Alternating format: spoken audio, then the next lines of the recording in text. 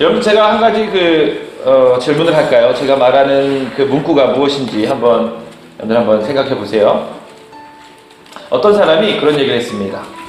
내가 승승장구할 때도 교만하지 아니할 수 있고, 그리고 내가 실패하며 낭만 가운데 있을 때에도 내가 주저앉지 않을 수 있는, 내가 소망을 버리지 않을 수 있는 그런 문구를 나에게 좀 알려달라. 어떤 문구인지 아십니까? 이 또한 지나가리라 라는 말이에요. 이 또한 지나가리라. 여러분들 이 말이 어디서 나오는지 많이 쓰이긴 하는데 어디서 나오는지 몰랐죠? 이 말은 유대 탈무드에 나옵니다. 다윗 왕이 반지 세공 장인들을 불렀습니다. 불러가지고 이제 그런 얘기를 하는 거예요. 내가 항상 지니고 다닐 반지인데, 내가 승승장구할 때도 내가 교만하지 않을 수 있는, 그리고 내가 실패하고 내가 고통 가운데 있을 때에도 내가 낭망하지 않을 수 있는 그런 문구를 거기에 새겨서 반지를 나에게 달라라고 했어요. 이 세공 장인들이 그때부터 씨름하기 시작했습니다. 고민하기 시작했어요. 아무리 생각해도 문구가 떠오르지 않아요. 어떻게 성공에 있는 그 시간, 실패에 있는 그 시간에도 동일하게 희망을 줄 수 있고 소망을 줄 수 있는 문구가 무엇일까? 아무리 생각해도 찾지 못하는 거예요. 반지는 만들어 놓고 그 안에 문구를 못 새겨 넣는 거예요. 이 세공사들이 어디를 갈게요? 그죠? 솔로몬을 찾아갔습니다. 솔로몬을 찾아가가지고 다윗 왕이 우리에게 이러이러한 명령을 내려주셨는데 아무리 생각해도 문구가 떠오르지 않습니다 라고 이야기했어요. 솔로몬 왕자가 그때 고민과 생각하는 와중에 이렇게 새기십시오. 이 또한 지나가리라. 이 또한 지나가리라. 내가 성공의 길을 걷고 기쁨의 길을 걷고 있을 때도 이 또한 지나가리라. 교만하지 말라는 거예요. 그 기쁨에 취해있지 말라는 거예요. 뭔가 교훈을 주는 것이죠. 내가 실패하고 낭만과 고통 가운데 있을 때에도 이 또한 지나가리라. 곧 지나간다는 것입니다. 여러분들, 이 세상의 사람들은 보이는 것을 믿어요. 그것을 추구합니다. 근데 아이러니하게도 보이지 않는 것을 믿는 우리에게 손가락질을 해요. 네 하나님 있어? 증거 내봐. 하나님이 어디 있어? 여러분들, 세상의 종교를 보세요. 세상의 종교를 보면 모든 종교가 우상화를 해요. 우상화. 왜 우상화를 할까요? 내 눈에 보여야지 안심이 돼요. 내 눈에 보여야지 내가 믿는 것 같아요. 내가 만질 수 있고, 내가 볼 수 있고, 내가 무엇인가 이렇게 느낄 수 있는 그런 존재를 갈망을 해요. 그래서 여러분들, 이 우상화는요, 인간이 창조되고 죄악 가운데 거하면서부터 계속적으로 등장하는 게 이 우상화예요. 우리 안에 하나님이 주신 종교성은 있는데, 모든 인간에게 종교성은 있는데, 이 종교성을 표출하다 보니까 우상화시켜요. 여러분, 우리 사람들은 자꾸 보이는 것을 믿으려고 해요. 여러분, 우리 그리스도인들은 보이지 않는 것을 믿는다는 것은 다른 차원의 삶을 사는 것이에요. 보이지 않는 것을 믿는다는 것은 이 세상 사람들이 추구하는 것과는 다른 더 고차원적인 그런 삶을 사는 사람들이 바로 저와 여러분 같은 그리스도인이다. 저와 여러분들은 주님의 제자입니다. 무엇에 목숨을 걸겠어요? 무엇에 올인을 하겠습니까?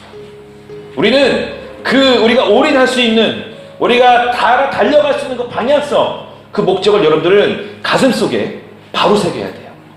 이게 가슴속에 온전히 새기지 못하면 여러분들 삶 가운데 충격을 주는 고통이 오잖아요? 그럼 말뿐인 신앙인데요. 예전에 말은 유창하게 했어요. 내가 주님을 위하여 내 목숨을 버리겠습니다. 내가 주님을 위하여 내 삶을 버리겠습니다. 내가 주님을 예배하는 예배자로 살겠습니다. 근데 어느 순간 내 삶 가운데 충격을 가하는 고통이 오면 그냥 꺾어져 버려. 그 전에 내가 고백했던 말들은 다 어디 갔는지 없어요. 여러분들, 자꾸 눈에 보이는 것을 의지하려고 하고 눈에 보이는 것을 우리가 믿으려고 하면 우리의 신앙이 약해지는 겁니다. 타협해 간다는 것이죠.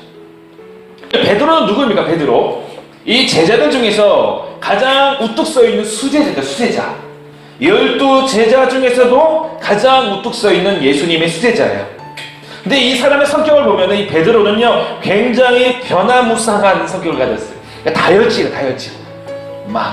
어느 때는 그냥 불같이 이렇게 일어났다가 어느 때는 주님을 배반하며 저주하기까지 도망가는 그런 변화무쌍한 제자였습니다.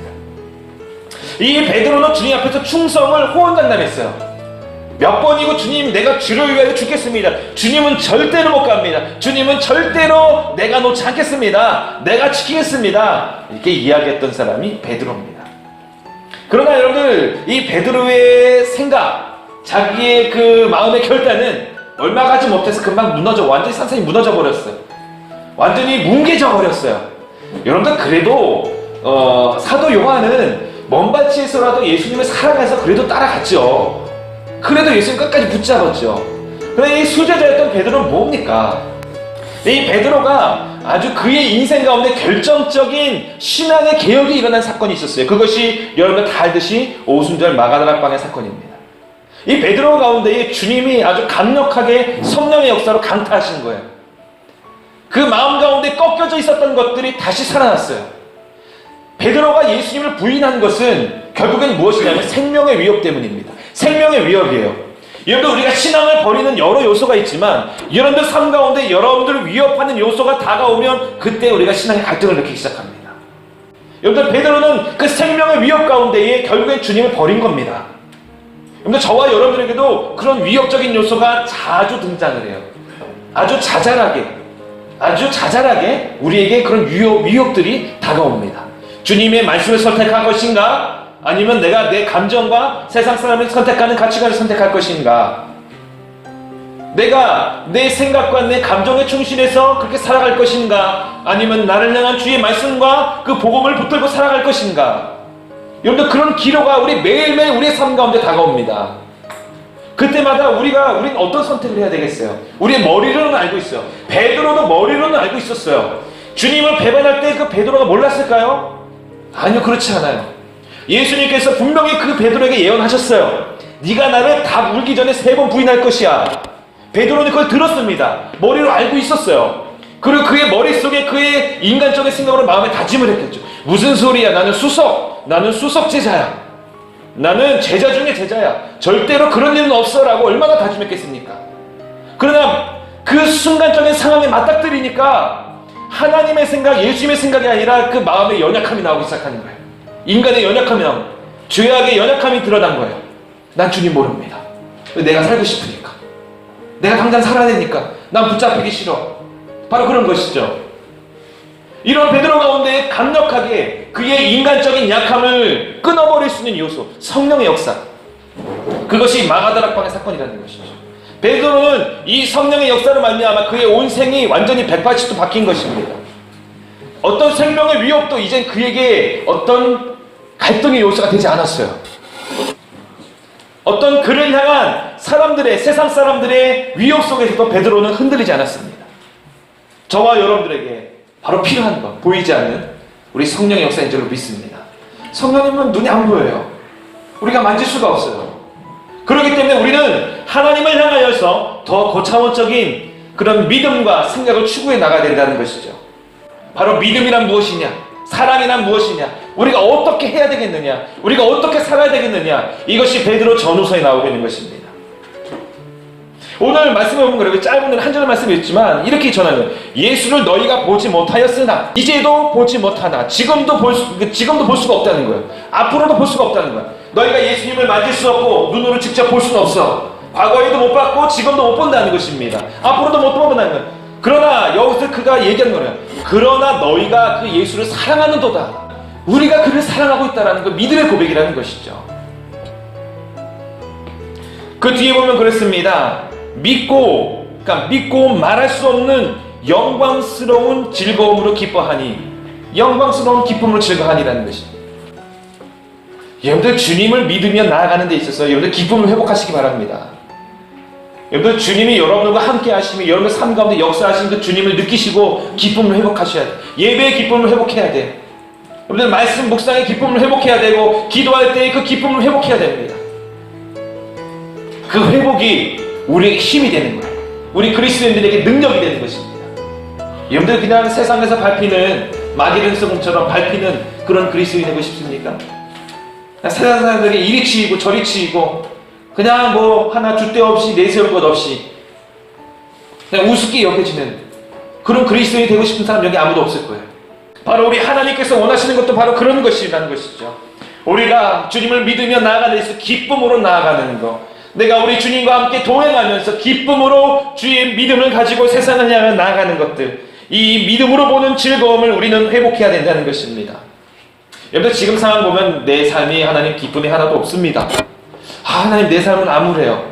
하나님 내 삶을 보면은 무엇인가 보이지 않아요. 미래가 보이지 않아요. 내 삶 속에 소망이 없는 것 같아요. 왜 하나님 나한테는 재물도 없고 나에게는 인맥도 없고 나에게는 건강도 부족하고 하나님 나에게는 지식도 부족하고 내가 이 세상에 금수저가 되면 다 할 수 있겠는데 흙수저가 아니라 요즘엔 똥수저까지 나왔죠. 하나님 난 똥수저입니다. 내 삶 가운데는 소망이 없습니다. 여러분들 우리 하나님께서는 여러분들 자신 자체를 이 땅에 보내실 때에 하나님의 자녀로 보내시며 또한 우리를 구원하실 때에 이 땅이 어떤 사람들보다 더 영광스러운 놀라운 존재로 만들어진 줄 믿습니다. 자신을 바라볼 때에 자꾸 어두움만을 바라보지 마세요. 그거는 사탄이 굉장히 좋아하는 거예요. 여러분들이 낭망하고 여러분들이 슬퍼하며 어둠 가운데 거하고 있고 여러분들이 일어서지 못하는 그런 상황 가운데 있다면 즐거워하는 사람은 우리의 원수뿐이 없다는 것입니다. 우리 하나님 여러분들에게 보이지 않지만 우리 하나님은 분명히 그렇게 살아계시고 우리의 삶 가운데에 여러분들을 응원하시고 여러분들을 기뻐하시고 여러분들의 삶 가운데에 하나님의 그 사랑으로 즐거움과 기쁨이 회복되기를 우리 주님께서 원하시는 것이라는 것이죠. 여러분들 우리의 삶 가운데 중요한 게 뭐 있어요? 정말 우리가 모든 인간들이 갈망하는 거 돈일까요? 그렇지 않습니다. 여러분들 왜 사람들이 돈을 갈망하는지 아세요? 내가 행복해지고 싶어서. 여러분들 행복이 어떤 사물입니까? 행복이 사물이에요? 볼 수 있어요? 만질 수 있어요? 그렇지 않습니다. 여러분들 사랑은 어때요? 사랑은 만질 수 있어요? 볼 수 있어요? 그 단어 자체가 어떤 걸 표현할 수 없는 것입니다. 저와 여러분들의 삶 가운데에 우리가 소중하게 여기는 것들은 굉장히 다 볼 수 없고 만질 수 없는 것들이에요. 우리 하나님, 우리의 창조주, 우리의 메시아, 우리의 성령님도 마찬가지라는 것입니다. 여러분들 보이지 않는 것들, 바로 그것을 바라보는 것이 진짜 세계를 바라본다는 것을 여러분들 아시기 바랍니다. 우리 눈에 보이는 것은 일곱을 뿐이라는 것이죠. 여러분들 보이지 않는 것을 믿는 것이 그리스도인이라는 것은 주님의 창조 세계를 믿는 것입니다. 주님의 존재를 믿는 것입니다. 나와 동행하신 주님을 내가 의지하는 것입니다. 하나님께서는요, 우리가 보이지 않지만, 우리 하나님 보이지 않지만 여러분들에게 계속적으로 메시지를 주고 계십니다. 여러분들 어떤 대상을 통하여서, 어떤 사건을 통하여서, 어떤 꿈을 통하여서 여러분들에게 주님께서는 여러분들에게 계속 메시지를 주고 계시는 것입니다. 그것을 여러분들이 민감하게 캐치해야 된다는 것입니다. 보이지 않는 그 세계를 믿는 그 믿음이 진짜 믿음이라는 것입니다. 그것이 진짜 믿음, 고차원적인 믿음이라는 것입니다. 이 세상에 눈에 보이는 부처상, 이 세상에 눈에 보이는 어떤 자연, 그것을 믿는 것은 굉장히 저차원적인 정도예요. 여러분들 보이지 않는 우리 하나님을 믿는 저와 여러분들이 바로 고차원적이며 하나님이 기뻐하시는 그 믿음을 소유한 자들이라는 것을 여러분들 믿으시기 바랍니다. 토머스 켈리라는 교육자가 있습니다. 그가 우리가 신앙에 대해서 두 가지를 지적했습니다.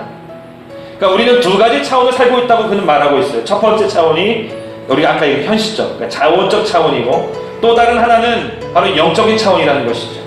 여러분들 우리 그리스도인이 두 가지 차원을 살아가기 때문에 세상 사람들이 우리를 보면 아주 당혹스럽게 여긴다는 것이에요. 그 사람이 그렇게 지적했어요. 세상 사람들이 우리를 볼 때 아주 당혹스러워하고 이해가 안 되는 것은 당연하다는 것입니다. 왜냐하면 세상의 사람들은 현실 세계만 살아가는, 현실 세계 안에서만 그 가치관 안에서 머물며 살아가기 때문에 우리의 영적인 세계를 이해를 못한다는 것입니다. 그들은 눈에 보이는 것만 믿으려고 하고 눈에 보이는 것이 다라고 생각하기 때문에 우리를 이상하게 여긴다는 것입니다. 저와 여러분들은 이 세상의 물리적인 차원, 영적인 차원을 살아가는 사람들이라는 것입니다. 바로 선지자들, 주님의 제자들, 사도들, 주의 백성들은 그것을 잊어버리지 않고 살아갔던 사람들이라는 것입니다. 여러분들이 공부할 때에도, 여러분들이 직장을 구할 때에도 잘 안 풀릴 수도 있어요. 잘 안 될 수도 있습니다. 우리 하나님은 그런 시시때때로 막 어떤 점쟁이들처럼 막 기복신앙처럼 그때그때 다 성공시키는 하나님이 아니에요. 여러분 그런 하나님, 저급한 그런 하나님을 만들지 마세요. 우리 하나님은 여러분을 향해서 인생의 목적, 인생의 방향성, 우리 삶의 진정한 본질적인 승리, 본질적인 성공을 여러분에게 주시는 분이 우리 하나님인 줄로 믿습니다. 그리스도인들은요, 두 개의 세계를 살아가는 거예요. 두 개. 여러분들은 두 개의 세계를 살아가는 거예요. 첫 번째는 무엇입니까? 이 세상에 눈에 보이는 현실 세계를 살아가는 것입니다. 두 번째는 무엇입니까? 하나님 나라의 백성으로서, 하나님 눈에 보이지 않는 하나님 나라의 백성으로서 영적인 세계를 살아가는 사람들입니다. 여러분들 왜 영적 전투라는 얘기가 왜 나와요? 여러분들 이 세상에서 전쟁 얘기, 눈에 보이는 전쟁, 그것을 넘어서서 영적 전쟁은 과연 무엇입니까? 영적인 세계에서의 다툼 아닙니까? 우리는, 저와 여러분들은 영적인 세계에 살아가는 거예요. 눈에 보이지 않지만 우리를 공격하는 사람들이 있고, 우리를 유혹하는 사람들이 있고, 여러분을 위협하는 그런 존재가 있다는 것입니다. 그것을 여러분들이 인정하셔야 돼요. 인정하고 내 삶 가운데에 여러분들의 믿음을 흔들리게 만드는, 여러분들의 의지와 여러분들의 감정을 흔들리게 만드는 그런 요소 앞에서 여러분들 주님을 더욱더 부여잡고 의지해야 된다는 것입니다.